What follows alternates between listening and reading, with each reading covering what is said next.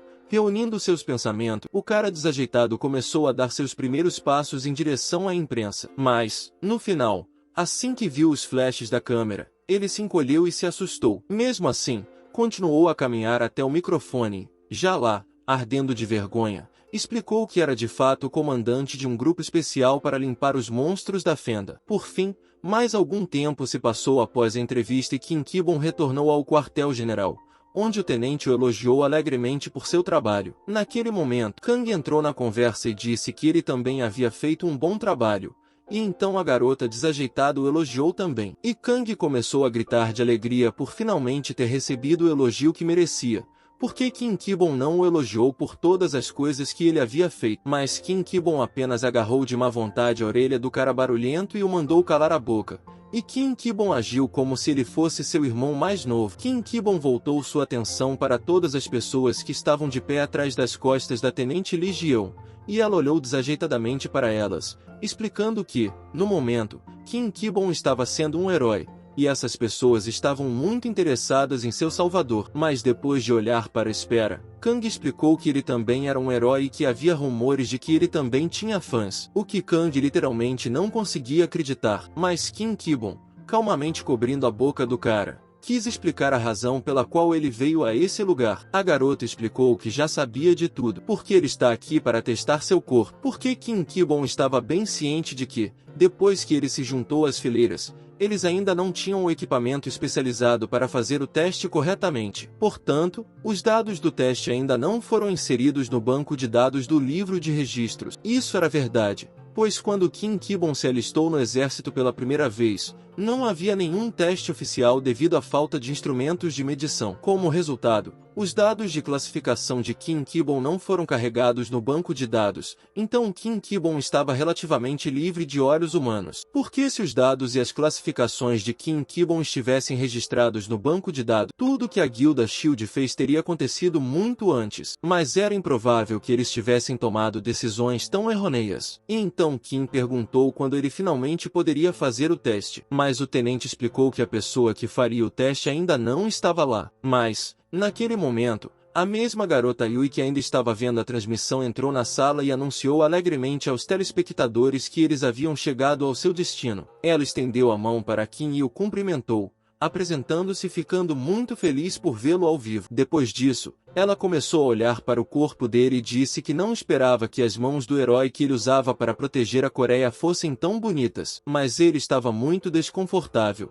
e então Kim sugeriu que começassem os testes o mais rápido possível, e a garota concordou. No final, depois de explicar tudo aos espectadores dessa forma, Yui passou adiante, e assim o teste começou. Mas, quando entraram na sala, Yui percebeu com alegria que esse teste era claramente diferente do teste que ela mesma havia feito. O tenente explicou que, por mais estranho que fosse, era muito difícil realizar um teste normal para Sr. Yui, Kim com o equipamento disponível na época. Então, eles fizeram tudo especialmente para ele. Depois, pediram que ele se aproximasse para que pudessem fazer um teste de força muscular. Porque se o equipamento antigo podia medir até o nível A, essa máquina é capaz de registrar mudanças no nível C. Ao se aproximar, Yui pediu para experimentar primeiro, então ela pegou o dispositivo com a mão direita e começou a apertar com toda a força que tinha. Depois de um segundo, quando ela concentrou todas as suas forças, a mudança foi corrigida e Yui pôde descer. Finalmente, depois de receber os resultados,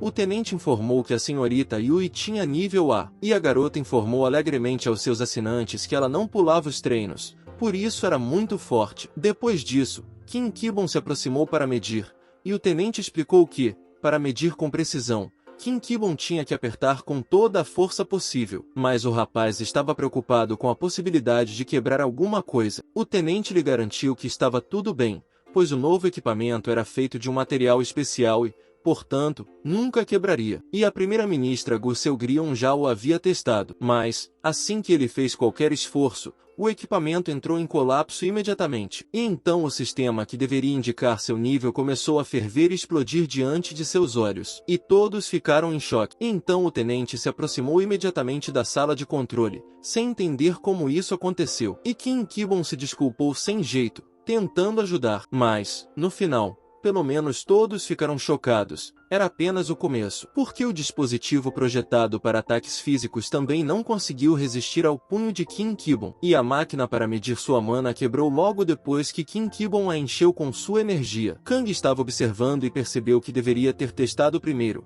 porque agora que Kim Kibon havia quebrado tudo, ele não sabia o que fazer. Kim Kibon acabou se sentindo muito culpado depois de tudo o que aconteceu, mas as meninas tentaram explicar a ele que, aparentemente, elas haviam testado mal o equipamento, mas o resultado do teste foi ótimo, então ele não deveria ter se preocupado. Mas Yui, percebendo o constrangimento da situação, sugeriu mudar o procedimento e fazer uma entrevista com Kim Kibon. Por fim, eles foram para a entrevista, e a entrevistadora, Yui, pediu alegremente que Kim Kibon se apresentasse. Naquele momento, 100.000 pessoas estavam assistindo. Kim Kibon se apresentou calmamente e disse que era o capitão do Esquadrão Especial de Limpeza de Fendas. Mas Kim Kibon acabou ficando nervoso no momento em que pensou na idade que deveria dar a ele.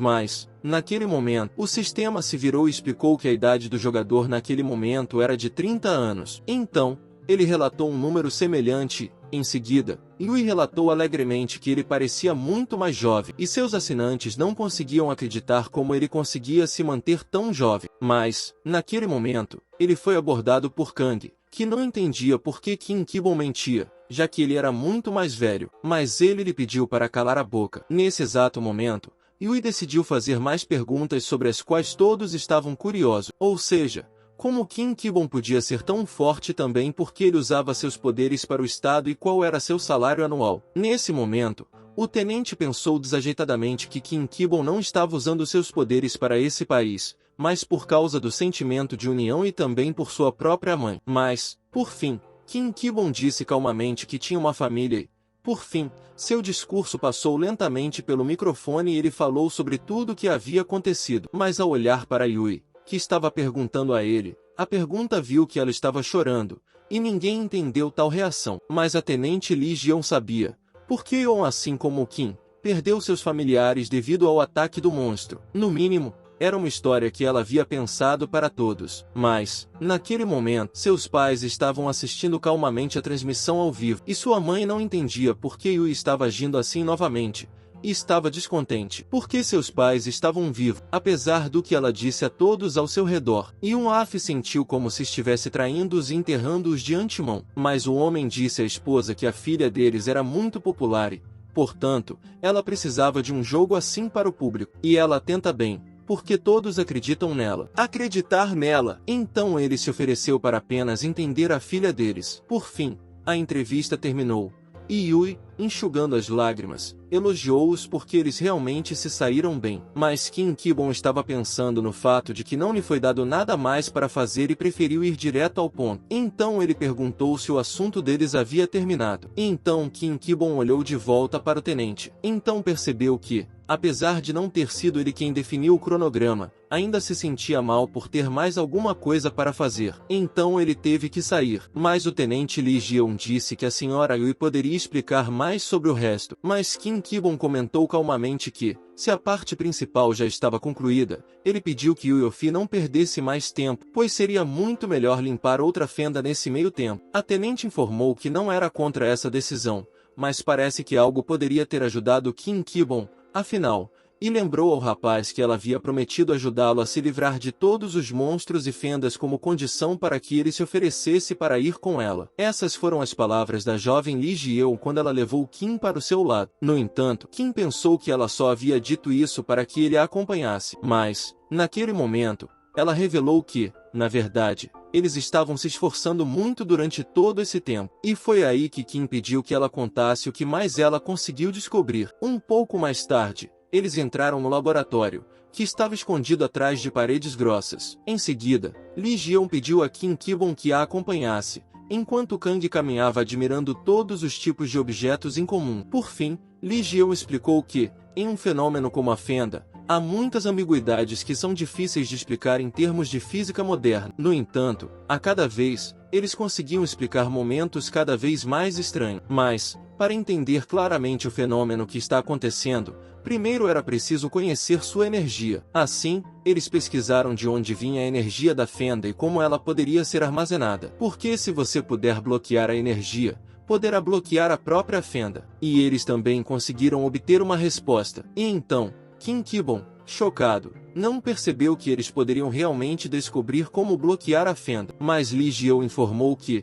infelizmente, isso era desconhecido para eles por enquanto. Mas pediu a Kim Ki-bom que desse uma olhada no que estava contido no frasco. Então o sistema disse a Kim Ki-bom que era um fragmento de rocha diurna e Kim Ki-bom calmamente relatou o fato ao tenente. Lee Jeon ficou chocado com o fato de ele estar ciente de algo assim, pois, nesse caso, seria mais fácil obter explicações. A senhora Yui seria capaz de lhe contar os detalhes. No entanto, o tenente disse que havia uma boa chance de que a fenda que ele estaria explorando com a senhora Yui pudesse conter uma pedra do dia. E Kim Ki-bom ficou muito surpreso com o fato de a garota também saber disso, porque, até agora, essa foi a única coisa que Kim Ki-bom conseguiu descobrir enquanto explorava as fendas e eliminava os monstros-chefes. Mas Lee Jeon explicou que, graças ao subproduto que surgiu durante a varredura da fenda do dragão de fogo, eles tiveram a oportunidade de fazer essa suposição. Eles agora consideravam a da Stone como o item mais importante que poderia bloquear a fenda. Mas Kim Ki-bom ainda não entendia por que ele tinha que ir junto com Yui. E se ele não poderia fazer isso sozinho? Mas o tenente explicou que o problema real era que ela só poderia ser ativada quando 3 pessoas acima do nível a entrassem lá. E, infelizmente, no momento, não havia muitos jogadores com quem eles estavam em contato. Portanto, eles temiam que, se pedissem ajuda de uma grande guilda, informações secretas pudessem vazar para eles. Mas Kim entendeu por que o tenente Lee Jeon estava tão cauteloso e perguntou se ele havia entendido corretamente que as pessoas com quem ele viajaria realmente mereciam a atenção dela dessa vez. Mas o tenente disse que, além da senhora Yui, outra pessoa que conhecia intimamente a primeira-ministra iria com eles, e que todas essas pessoas eram confiáveis. Foi a senhora primeira-ministra que deu permissão à senhora Yui para fazer uma transmissão privada ao vivo. E então o tenente Lee Jeon percebeu uma ligação telefônica. Era Yui. Então, ela sugeriu que eles saíssem para conversar, finalmente, todos juntos. Kim Ki-bom e Kang acabaram indo para a fenda um pouco mais tarde, mas Kang estava chorando, sem entender por que Kim Ki-bom não podia levá-lo junto com ele para a fenda. Mas ele calmamente lhe indicou a fenda. Ele mostrou que apenas 3 pessoas poderiam entrar nela, então ele não conseguiria entrar. Mas Kang continuava batendo histericamente, sem entender por que Kim não podia levá-lo. E a outra pessoa, nesse caso. Mas eles foram distraídos por um carro que se aproximava, que não aterrissou imediatamente da elevação mais próxima. Yui, que já estava fazendo uma transmissão ao vivo, disse aos espectadores que tinha um encontro com o herói na fenda. E então Kim Ki-bom explicou calmamente que essa garota era obrigada a ir com eles. Mas Kang notou que havia apenas 2 deles, então precisavam de uma terceira pessoa. Mas quando a terceira pessoa apareceu, Kim Ki-bom calmamente apontou que agora eram 3, então Kang não poderia ir a lugar nenhum. No final, o cara foi abordado por um mestre de guilda chamado Cheon Yubin. Cheon Yubin salvou a Coreia do Sul há 10 anos, quando uma fenda foi descoberta pela primeira vez no mundo, sendo um dos primeiros a despertar junto com a primeira-ministra. Por isso, ele foi considerado um dos heróis da pátria. Então Kim Ki-bom percebeu que essa era a pessoa sobre a qual Lee Ji-eun e a primeira-ministra haviam lhe falado anteriormente. Assim, apesar de Kim Ki-bom ter apertado sua mão e explicado que ele era o comandante de uma equipe especial de limpeza de fendas e que esperava que eles pudessem trabalhar juntos, afinal, por fim,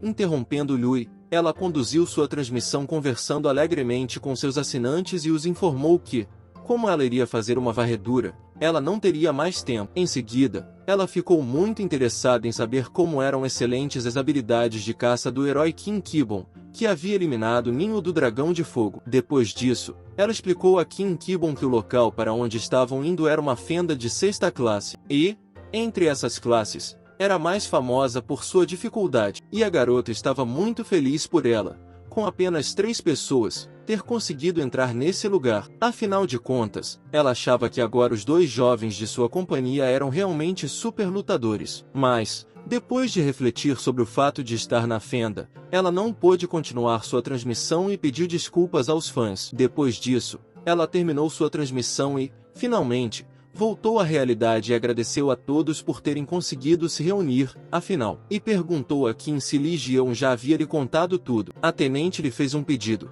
recuperar a da Stone. Embora ela tenha dito que confiava no Sr. Yu e o Sean Yubin, foi Kim Ki-bom quem teve que fazer isso. E então Kim Ki-bom percebeu que essa era realmente a melhor opção. Kim Ki-bom pediu a Kang que voltasse ao esquadrão e depois pediu que eles entrassem, mas não se esqueceu de seu amigo. Kim Ki-bom pediu a Kang que voltasse para o esquadrão. Por fim, as 3 pessoas começaram a entrar na fenda e tudo ao redor delas brilhou intensamente enquanto as deixava entrar. Depois que eles se moveram, o sistema informou a Kim Ki-bom que ele havia entrado na câmara de traça da fenda de 6º grau. Mas Kim Ki-bom perguntou calmamente o que eles deveriam fazer. Mas quando Kim Ki-bom e Sean Yubin se viraram, perceberam que a garota estava fazendo algo com a câmera. Ela explicou que não poderia usar um pau de selfie na fenda, especialmente ao vivo, e decidiu usar uma câmera de mão. Mas Sean Yubin, chocado, comentou que isso era estranho, mas provavelmente era assim que seu profissionalismo e dedicação eram expressos. Então,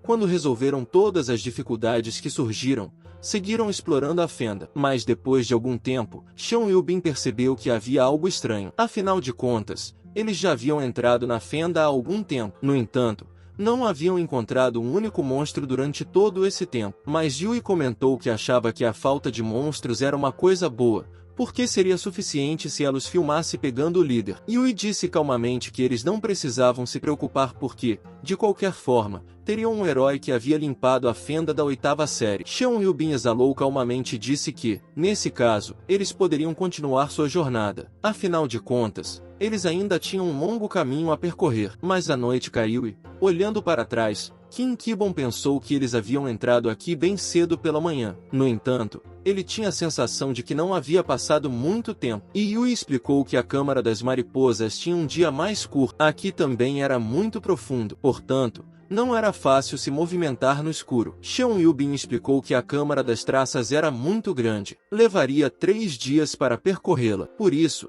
ele achou que eles deveriam encerrar o dia e parar para dormir e descansar. E então ativou a magia de fogo. A garota decidiu acender uma fogueira para que eles pudessem se aquecer e não congelar. Depois disso, eles se sentaram ao redor da fogueira. Então, Yui explicou calmamente que, como esse lugar era muito vasto e a noite estava chegando rapidamente, a gaiola de mariposa era uma das fendas que demoravam muito tempo para serem limpas. No final, como Yui disse aqui, você podia realmente ver o céu ficando completamente preto muito rapidamente, mas não havia lua e nem uma única estrela. Uma noite verdadeiramente negra como o breu. Nesse momento, o subcomandante estava fazendo a documentação e percebeu que, depois que o comandante chegou, eles estavam limpando as fendas o tempo todo, e ninguém estava fazendo a documentação. Portanto, havia muito trabalho acumulado. Mas, ainda assim, não se esperava que as brechas na capital fossem limpas por um longo tempo. Portanto, pode-se dizer que foi bom que eles tenham lidado com elas primeiro. Mas, naquele momento,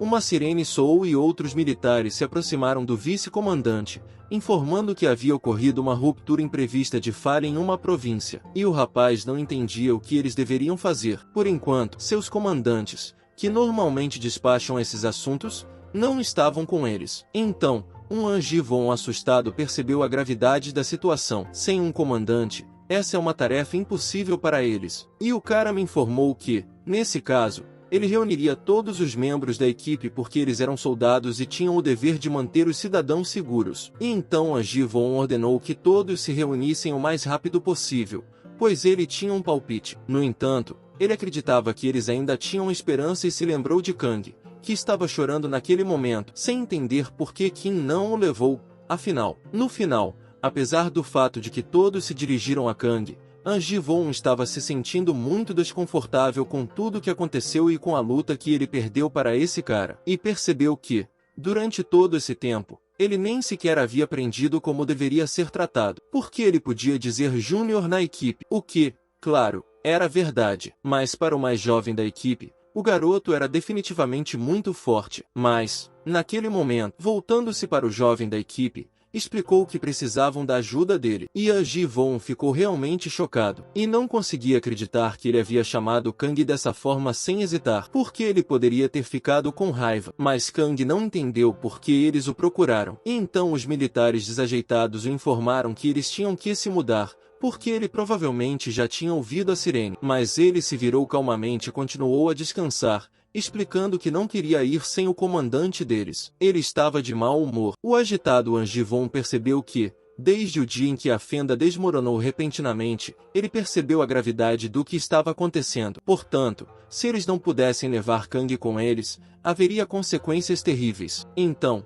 o deputado disse que achava que, se eles limpassem a fenda destruída, o comandante Kim Ki-bon com certeza elogiaria o cara. Mas o oficial militar comentou calmamente que era improvável que Kang concordasse em ir com eles apenas por esse motivo. Mas não importava o quanto eles estivessem surpresos, o cara em sua cabeça já estava imaginando como ele diria a Kim Ki-bon que tinha feito a tarefa. E ele o abraçava alegremente e o elogiava pelo que havia feito. Portanto, agora Kang relatava alegremente que Angivon estava de fato certo, porque o comandante o elogiaria, então ele tinha que começar a trabalhar.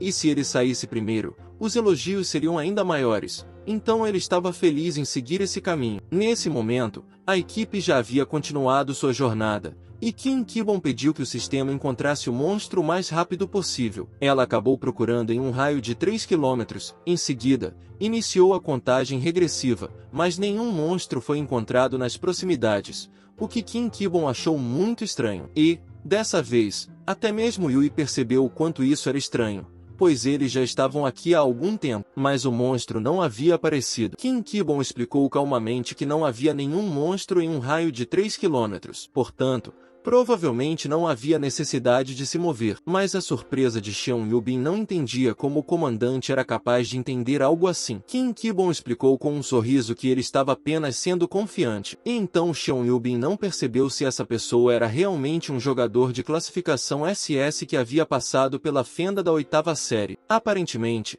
ele podia sentir a presença de monstros. E então perceberam que precisavam apressar os dois para encontrar os monstros o mais rápido possível. E Kim Ki-bon, observando-os, percebeu que, se continuasse a segui-los, não conseguiria fazer seu trabalho e precisava pegar a da Stone. Então, lentamente, ele começou a trocar de roupa, vestindo seu terno. Em seguida, passou correndo em uma velocidade vertiginosa por seus colegas para se aproximar do monstro. E então, olhando para ele, Cheon Yubin se perguntou se era magia de voo. Mas Yui explicou calmamente que, se ele tivesse usado magia, ela teria percebido imediatamente. Portanto, definitivamente não era magia, mas Cheon Yubin não sabia o que tinha acabado de fazer se não tivesse usado magia. Por fim, ao chegar ao céu, Kim pediu ao sistema que encontrasse a pedra do dia. Por fim, ela começou a procurar e a contagem regressiva foi concluída. Além disso, ela percorreu a rota apropriada até o local. Kim voou para aquele lugar sem hesitar, mas quando chegou lá, descobriu que a pedra estava bem na sua frente e começou a se aproximar. Mas assim que ela colocou algo em alguma coisa,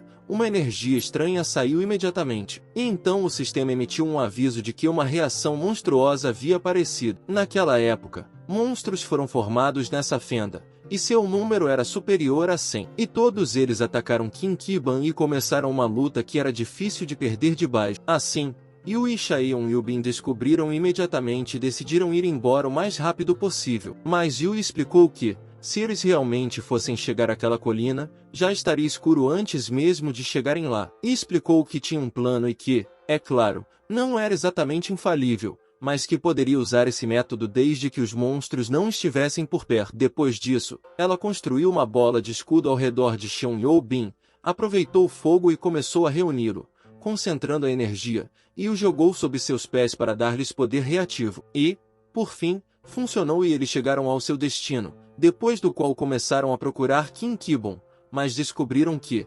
aparentemente, ele já havia lidado com todos. Xion Yubin ficou realmente chocado, porque desde o momento em que Qin voou para a colina, nem mesmo 5 minutos se passaram, e dezenas de monstros ele foi capaz de derrotar sozinho em tão pouco tempo, após o que Qin, sem distração, imediatamente seguiu em direção à Pedra do Dia. Por fim, quando Qin viu seus companheiros e percebeu que ele estava bem, eles seguiram em frente, mas Qin pisou em algo novamente, e então Yui, que estava prestes a vir em seguida, encontrou uma barreira que a afastou. Então, ela olhou para a mão e disse que era a primeira vez que via algo assim. E o mesmo aconteceu com Xion Yubin, porque ele também não havia lidado com isso antes. Yui queria destruir a barreira, mas não a deixou fazer isso. Qin Kibon calmamente deu um golpe com a mão, fazendo com que a barreira caísse imediatamente. Qin Kibon fez sinal para que eles seguissem em frente. Todos ficaram chocados com sua equanimidade. Eles seguiram em direção a essa pedra. Por fim,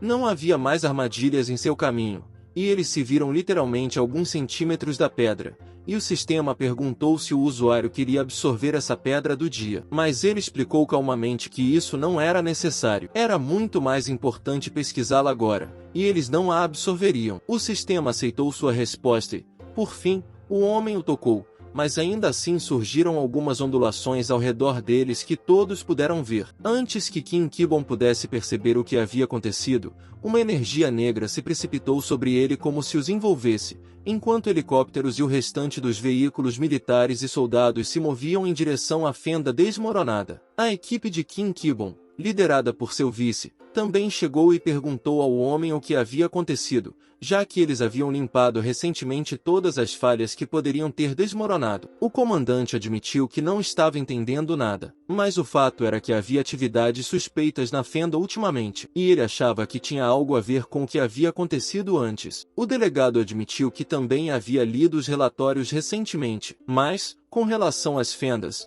Anji Von realmente pensou que tudo não passava de um tipo de erro. No entanto, ver na realidade que a previsão sobre a fenda estava errada o deixou animado. Mas então o comandante perguntou o que havia acontecido com o comandante e por que ele não estava com eles. Anji Von explicou que o capitão deles estava agora em uma missão sob as ordens da senhora primeira-ministra. O comandante percebeu que, nesse caso, as coisas não estavam nada boas, e ele esperava que eles tivessem balas e pólvora suficientes, pois enquanto Qin Kibon estivesse por perto, eles ficariam relaxados demais. Mas o delegado informou calmamente que, embora o comandante não estivesse presente, eles ainda tinham uma maneira que o comandante não entendia. Anji Von disse calmamente que tinha certeza do que estava propondo. O comandante então ordenou que eles começassem. Anji Von refletiu que, entre as pessoas na Coreia do Sul que poderiam substituir seu comandante, havia apenas uma pessoa em quem Anji Von estava confiante. A essa altura,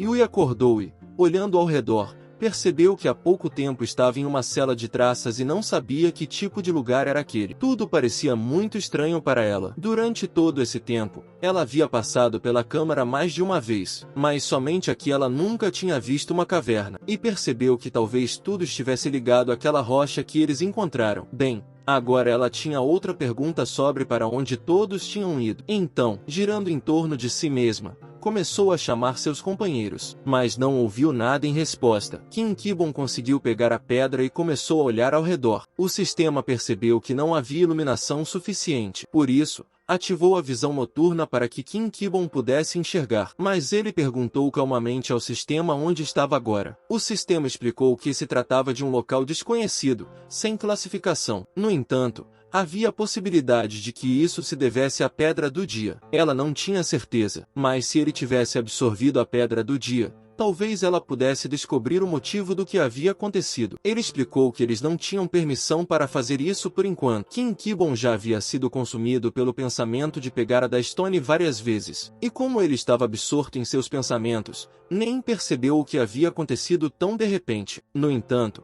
não há como resolver tudo rapidamente e sair deste lugar. A essa altura, Yui já havia começado a andar por aí, iluminando tudo com sua lanterna, sem perceber que lugar era esse, porque ela já estava assustada o suficiente. Mas, depois disso, ela ficou ainda mais assustada ao se lembrar de que, antes, havia pensado que não havia monstro, e, por isso, havia usado magia em quantidades excessivas para fazê-los atravessar a colina. E agora ela quase não tinha mais mana. No momento seguinte, ela se assustou ao perceber que agora havia mais 3 monstros à sua frente, que tinham a intenção de atacá-la. Eram lobos. Xiao Yubin, que sabia que apenas as mariposas eram os monstros da Câmara das Mariposas, também estava em uma situação semelhante e não entendia de onde os lobos tinham vindo. Mas ele podia dizer com certeza que algo na jornada deles claramente não tinha saído de acordo com o planejado e se preparou para a batalha. Kim também encontrou os lobos, e depois de observá-los com calma,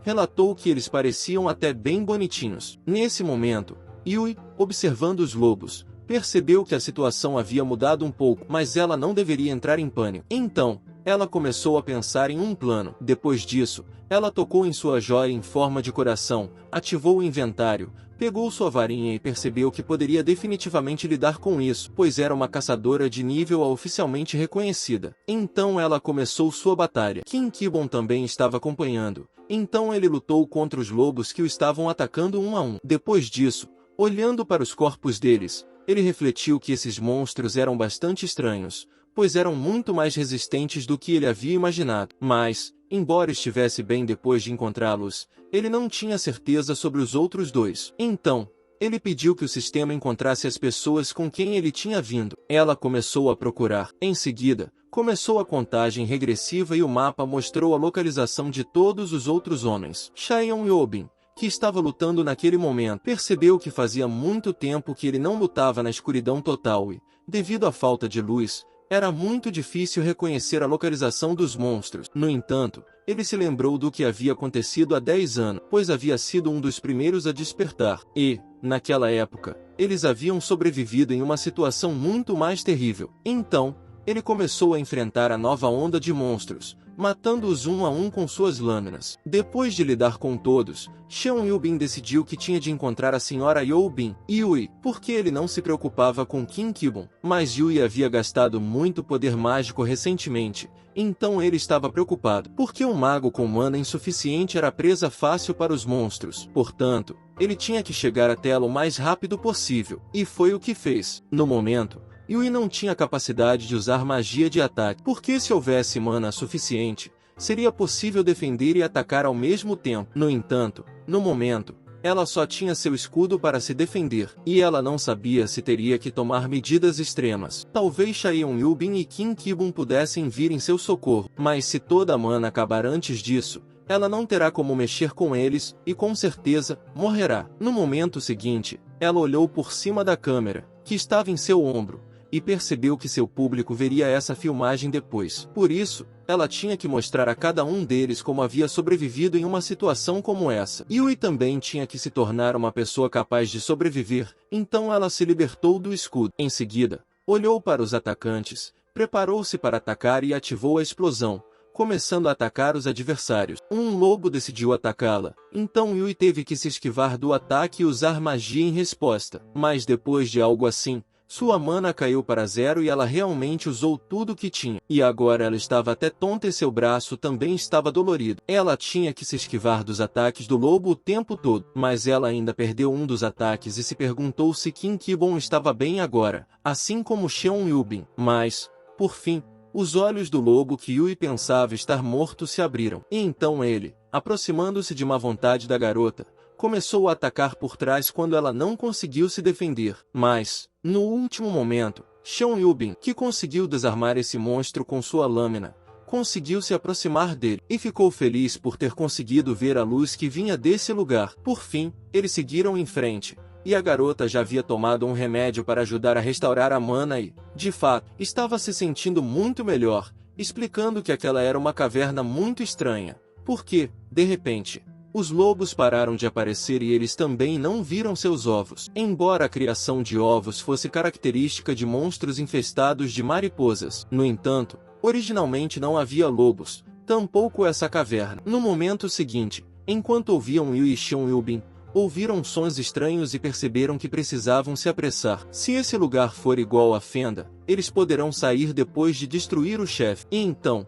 correndo naquela direção, Yui esperava que eles realmente conseguissem sair daqui. Mas, nesse caso, era necessário encontrar o chefe. Nos momentos seguintes, eles viram a luz e seguiram naquela direção. Mas, no último momento, Xion Yubin agarrou o ombro da garota e pediu que ela fosse um pouco mais cuidadosa. Yui também fez a mesma coisa e quase gritou de horror. Ela ficou realmente chocada com o que viu. Porque eles eram monstros que pareciam ter consciência.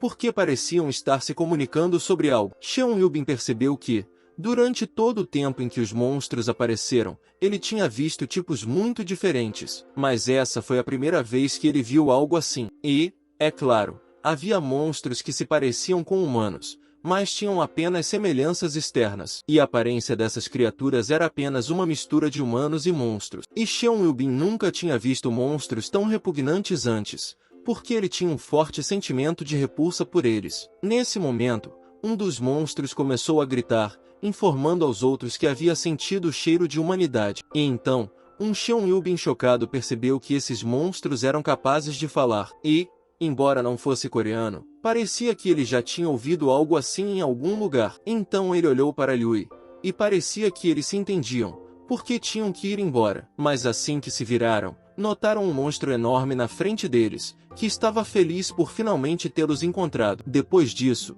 ele os atacou imediatamente, mas eles conseguiram se esquivar do ataque. Depois disso, eles começaram a ativar simultaneamente suas habilidades para se defender. E Xion Yubin percebeu, a contragosto, que esses monstros eram rápidos o suficiente para serem problemáticos, e também havia muitas marcas de pontos nos corpos desses monstros. Era óbvio que esse monstro não era originalmente assim. Yui avisou que sua mana seria suficiente para cerca de 4 ou 5 ataques mágicos e informou que eles precisavam atacar agora. E sem mais delongas, Xion Yubin correu em direção ao monstro antes de atacar um deles, mas sua lâmina estava presa e não tinha como sair. E os monstros apenas riam, sem entender o que aquele homem estava fazendo. Mas foi um choque para Xion Yubin o fato de que sua lâmina realmente não conseguia cortar um monstro desses. Ele então notou que o monstro já havia começado a balançar seu membro contra ele. Mas, naquele momento, Yui ativou o feitiço a tempo de detê-lo com a ajuda das plantas. Yui Yubin, que conseguiu voltar para uma posição segura nesse meio tempo, agradeceu a Yui por essa ajuda, pois quase foi pego no ataque. Mas o monstro atacante já havia se libertado das garras de Yui. Os outros dois estavam claramente concentrados em algo, sem prestar atenção neles, e também eram claramente capazes de se comunicar uns com os outros. Mas Xion Yubin sabia que, se todos eles entrassem na briga, a situação seria muito terrível, e eles tinham que terminar antes disso e preparar uma blitzkrieg. Assim, Xion Yubin pediu a Yui que o reforçasse com sua mana restante.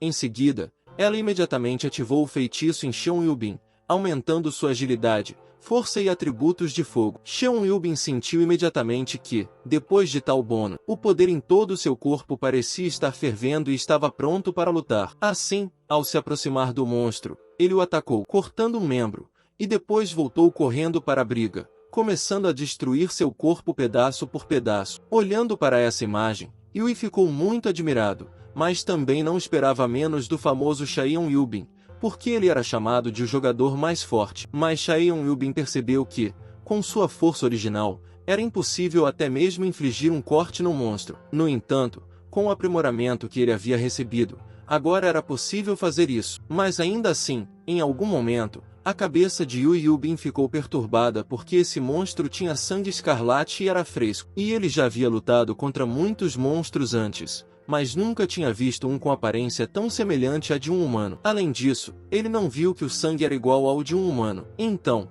depois de saber desse fato, Yui Yubin, Várias vezes no fundo de sua alma, se perguntou se ele havia prejudicado o monstro. Mas, por fim, o monstro caiu sem forças. Então, Yui percebeu que não podia esclarecer se ele estava morto. Porque se ela fizer algo assim, pode ser terrível, porque ela atrairá outros monstros. No momento seguinte, ela ficou chocada ao perceber Chaeyoung e Yubin se aproximando, mas ainda assim monstros. Então ela gritou, avisando do perigo quando estava sendo atacado. Cheon Yubin conseguiu se esquivar e, por isso, o monstro ficou muito descontente e o considerou um fraco que ousou escapar. Cheon Yubin perguntou a Yui como estava sua mãe. Ela explicou que havia gastado tudo em reforços. Portanto, ela só tinha mana suficiente para 1 ou 2 ataques fracos. E então, correndo para o deus, Cheon Yubin percebeu que agora ele só precisava destruir esses 2 monstros antes que seu poder de bônus acabasse. Naquele momento, Kim Kibon começou a receber um alerta do sistema, que informava que dentro da fenda começaram novamente os combates. Em seguida, ele perguntou ao sistema quanto tempo levaria para chegar até seus companheiros. Como parecia que, se esse fosse o caminho mais curto, a viagem poderia levar cerca de meia hora, o que era muito longo. Mas o sistema explicou a Kim Kibon que se tratava de uma caverna, portanto, eles não poderiam chegar lá voando. Então, pensando nisso, Kim Kibon percebeu que, de todas as suas habilidades, ele não poderia se mover apenas pelo ar. Então, ele usou a corrida e começou a quebrar uma parede após a outra, abrindo caminho e se aproximando de seus companheiros. Nesse momento, a já bastante consumida e exausta Chaeyoung Yubin continuou a se segurar para resistir ao ataque. O sistema informou a Kim Kibon que seu tempo estimado de chegada ao campo de batalha era de cerca de 1 minuto, e ele não parou de ganhar velocidade. Como resultado, como Chaeyoung Yubin estava lutando contra 2 monstros ao mesmo tempo, ele não conseguia acompanhar cada um deles. Então,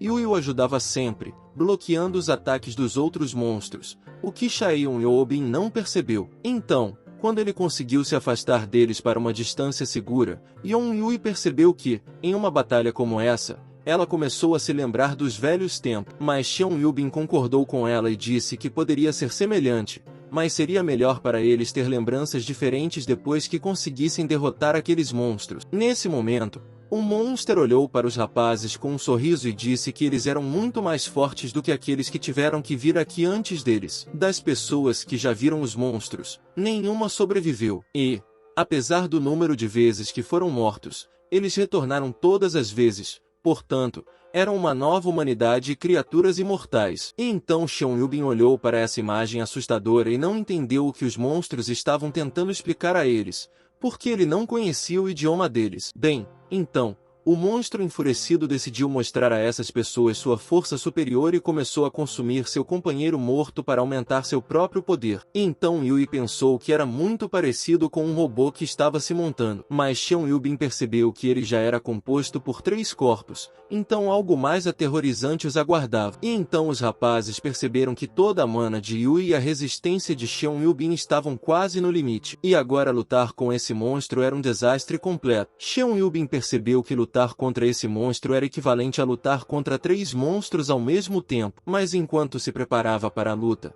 Cheon Yubin avisou Yui que seria difícil. Mas ele pediu a ela que usasse toda a mana restante e fizesse outra melhoria para ele. E ela o dividirá e criará 3 tipos diferentes de reforço, mas a duração deles pode ser reduzida de 3 minutos para 1. Depois disso, ela melhorou a habilidade, a força e a destreza da Fire Sword. Olhando para seu oponente, Cheon Yubin prometeu que mostraria a ele como os sobreviventes lutavam no próprio inferno, pois ele possuía a força de alguns dos primeiros renascidos do planeta. Depois disso, sem perder tempo, ele correu para a batalha. Mas, nesse momento, Yui pensou nas vibrações que havia começado a sentir recentemente, e as vibrações estavam aumentando gradualmente. No momento seguinte, a parede bem na frente de seus rostos se quebrou, e Kim Kibon emergiu dela, que correu direto para o monstro com uma velocidade incrível, e então deu um golpe que fez com que o monstro se partisse em pequenos pedaços e fosse derrotado. Kim Kibon olhou para seus companheiros com um sorriso e ficou genuinamente feliz por eles estarem bem. Nesse momento,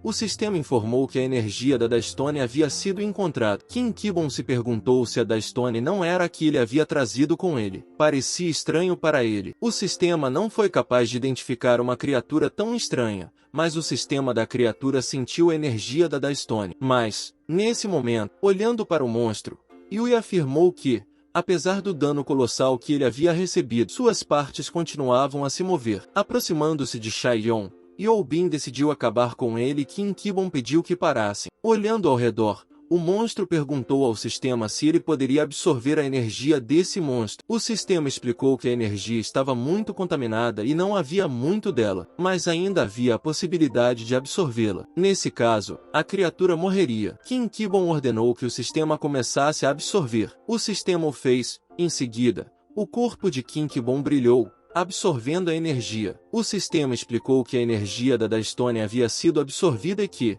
para aprender novas habilidades, essa quantidade de energia não era suficiente. No entanto, agora, se ele absorvesse a energia de outra da Estônia, o poder seria maior. Mas observe que dentro da parede de pedra que estava ao lado do Sr. Player, a energia podia ser sentida, assim como o chefe dessa fenda. Por isso, ele estava cauteloso. Mas Yui percebeu que Qin Kibon também não viu o chefe, ou seja, a Mote Queen.